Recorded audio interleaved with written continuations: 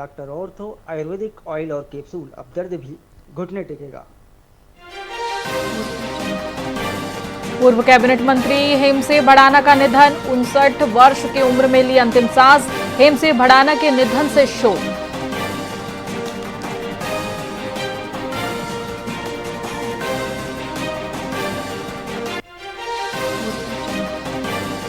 राजस्थान में यूजीसी मनरेगा मुद्दों पर कांग्रेस का प्रदर्शन, बीबी ग्राम जी बिल रद्द करने की मांग तेज। साथ ही जयपुर शहीद स्मारक पर कांग्रेस ने किया धरना प्रदर्शन।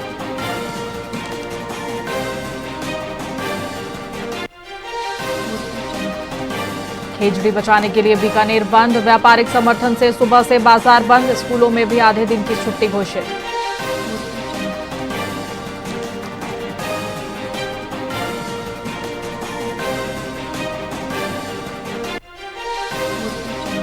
जोधपुर मंडल की ट्रेनों में कोच बढ़े, 16 जोड़ी ट्रेनों में 35 एक्स्ट्रा कोच बढ़ाए गए।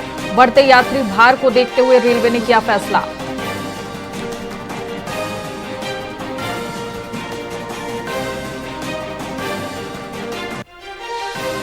उदयपुर स्वच्छता रैंकिंग सुधारने के लिए अभियान शुरू, मेरा उदयपुर मेरी पहचान कैंपेन लॉन्च, शहर के 80 वार्डों में चलेगा अभियान।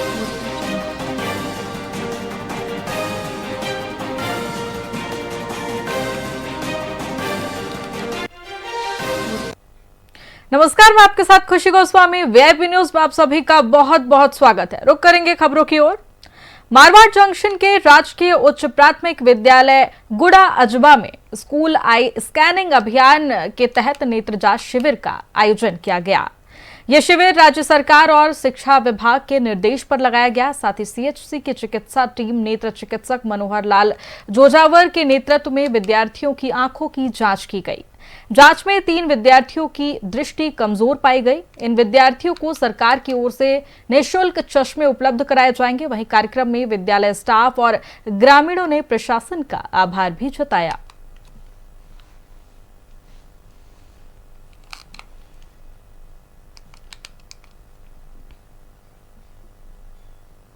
मारवाड़ जंक्शन के कंटालिया क्षेत्र में नशा मुक्त युवा पैदल यात्रा आयोजित की गई। आर जागृति विकास एसोसिएशन और कवि आदित्य मौर्य के तत्वाधान में यात्रा सिरियारी से शुरू होकर 5 गांवों से गुजरी। इसमें स्काउट बच्चों, दिव्यांग छात्रों और ग्रामीणों ने भाग लिया। साथ ही सैकड़ों लोगों ने नशा मुक्ति का संदेश दिया और 50 युवाओं को नशा न करने का संकल्प भी दिलाया गया।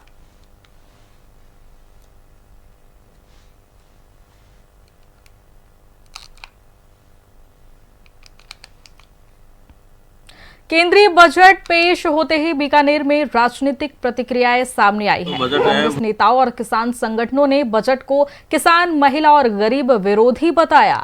वहीं केसीसी सीमा न बढ़ाने, सिंचाई, पेयजल, किसान सम्मान निधि और लंबित डिग्गी मामलों पर चुप्पी का आरोप भी लगाया गया। वहीं भाजपा ने बजट को जनहितैषी बताते हुए स्वास्थ्य, शिक्षा, आधारभूत ढांचा और रोजगार अवसर बढ़ाने वाला बताया। इससे विकास की गति तेज होने और क्षेत्र को नई पहचान मिलने की उम्मीद भी जताई गई। तो बजट है वो विकसित भारत के निर्माण के लिए आगे का जो रोड मैप जो दर्शाया गया है वो इस बजट में है। और हमारे देश को विकास की गति में आगे बढ़ाने के लिए इसमें एक टॉप गियर डाला है। इस तरह से इसको माना जा सकता है। बहुत ही शानदार बजट इस बार हमारे माननीय मोदी जी के जो विजन लिया है, उन्होंने जो संकल्प लिया है कि विकसित भारत का 2047 में, वो इस बजट में दिख रहा है। तो बजट है बिलाड़ा, खारिया, मीठापुर गांव में विशाल हिंदू सम्मेलन भव्य रूप से संपन्न हुआ। बदादे सरस्वती स्कूल के विद्यार्थियों ने सामूहिक गीत और गणेश वंदना प्रस्तुत की। वहीं आर्य समाज के वीरांगनाओं की तलवारबाजी आकर्षण का केंद्र रही। साथ ही भगवा रंग में रंगे मुख्य मार्ग से शोभा यात्रा निकाली गई। ग्रामीणों ने पुष्पा वर्षा भी की। साथ ही सम्मेलन में हिंदू एकता, समरसता और राष्ट्रभाव का संदेश भी दिया गया।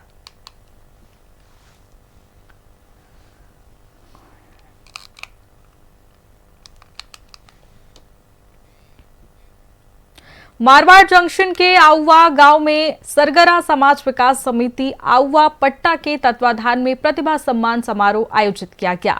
साथ ही जैतपुरा धामली सड़क स्थित अमर की प्याऊ परिसर में हुए कार्यक्रम में शिक्षा, खेल, सामाजिक और राजकीय सेवा क्षेत्र में उत्कृष्ट कार्य करने वाली समाज की प्रतिभाओं को सम्मानित भी किया गया। वहीं बोर्ड परीक्षाओं में उत्कृष्ट अंक लाने वाले छात्र छात्राओं को गोल्ड और सिल्वर मेडल प्रदान किए गए।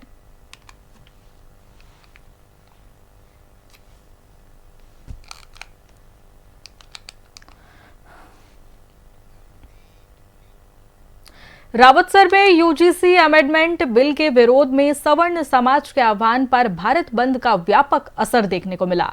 बता दें, मुख्य बाजार सहित 70-80% प्रतिष्ठान बंद रहे। वहीं मटोरिया गैरत से विशाल रैली निकाली गई जो प्रमुख मार्गों से होते हुए महाराणा प्रताप चौक पहुंची।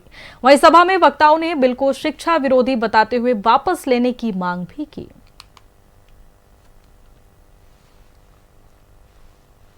स्वर्ण समाज द्वारा भारत बंद का आह्वान किया गया था यूजीसी काले कानून को लेकर के, क्योंकि इस यूजीसी के काले नए कानून में हमारे बच्चों का भविष्य छिपा हुआ है, इनका भविष्य अंधकार में है। इसको देखते हुए वे पूरे भारत में बंद का आह्वान किया गया था। इसी क्रमबद्ध कड़ी को लेकर के आज शहर रावतसर में भी भारत बंद आह्वान को हमने सफल बनाने का काम किया। कानून के खिलाफ भारत बंद के तहत रावतसर बंद रखा गया, जिसमें बाजार पूर्णतया बंद रहा। सभी व्यापारी बंधुओं का और जिसने हमारे इस बंद में सहयोग किया उनका बहुत बहुत धन्यवाद। आज के इस कार्यक्रम के साथ ही आगे का कार्यक्रम में मैं बताऊं कि एक एसडीएम साहब को ज्ञापन देने का कार्यक्रम है जो कि 6 फरवरी को 12 बजे दिया जाएगा। इसके लिए सभी से निवेदन है कि जरूर पधारें। आज हनुमानगढ़ की पल्लू पुलिस और डीएसटी ने अमृतसर जामनगर एक्सप्रेस पर बड़ी कार्रवाई करते हुए करीब 2.71 करोड़ रुपए की अवैध अंग्रेजी शराब जब्त की है। नाकाबंदी के दौरान एक ट्रक से पंजाब निर्मित शराब की 1500 पेटियां बरामद हुई, जिन्हें गुजरात ले जाया जा रहा था। वहीं पुलिस ने जालौर निवासी ट्रक चालक प्रकाश कुमार को गिरफ्तार कर लिया है। थाना प्रभारी सुरेश मील के अनुसार आरोपी के खिलाफ आबकारी अधिनियम में मामला दर्ज कर मुख्य नेटवर्क की जांच की जा रही है।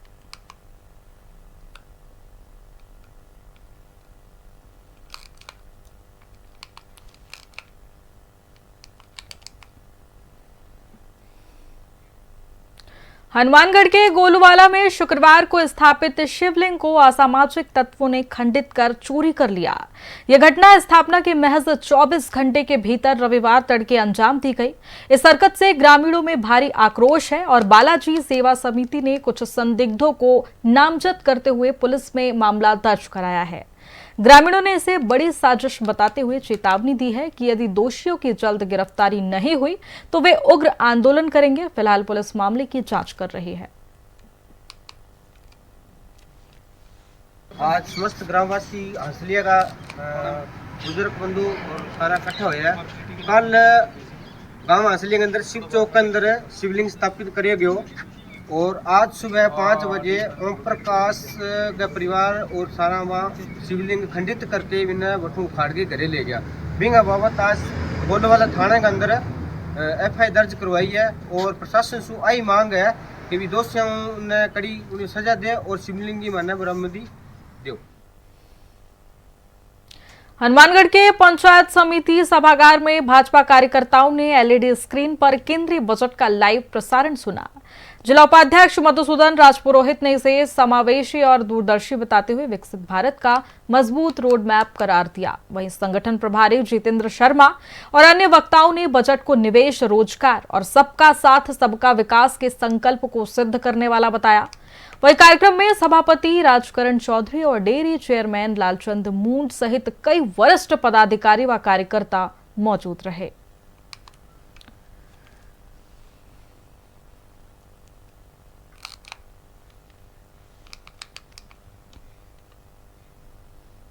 हनुमानगढ़ के नोहर में रामसरा बस स्टैंड के पास घनी धुंध के कारण एक अनियंत्रित ट्रक सड़क किनारे स्थित दुकान में जा घुसी। विजिबिलिटी कम होने के वजह से चालक संतुलन खो बैठा, जिससे दुकान को आंशिक नुकसान पहुंचा है। गनीमत रही कि हादसे के वक्त दुकान में मौजूद लोग सुरक्षित बच गए और कोई जनहानि नहीं हुई। सूचना पर पहुंची पुलिस और प्रशासन ने वाहन चालकों से अपील की है कि वे धुंध के दौरान गति धीमी रखें और सुरक्षित ड्राइविंग करें।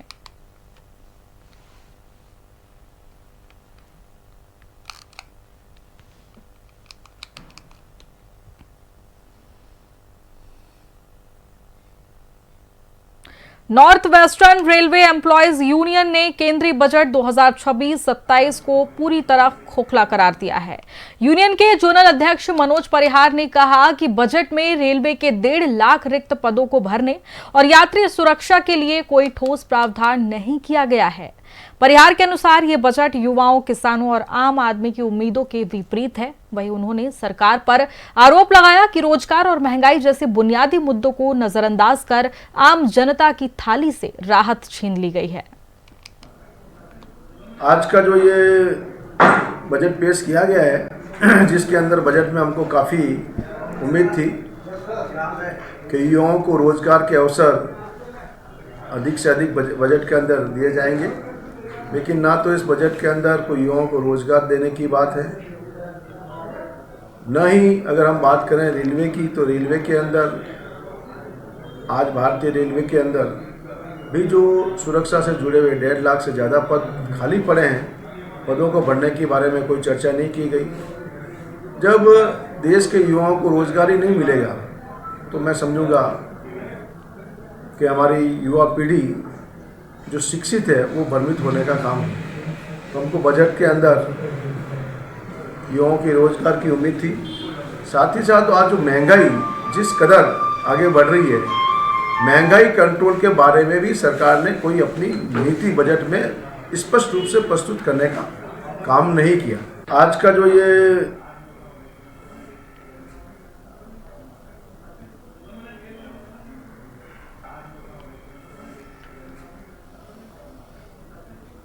फिलहाल खबरों में इतना ही। बने रहिए हमारे साथ VIP न्यूज पर। नमस्कार।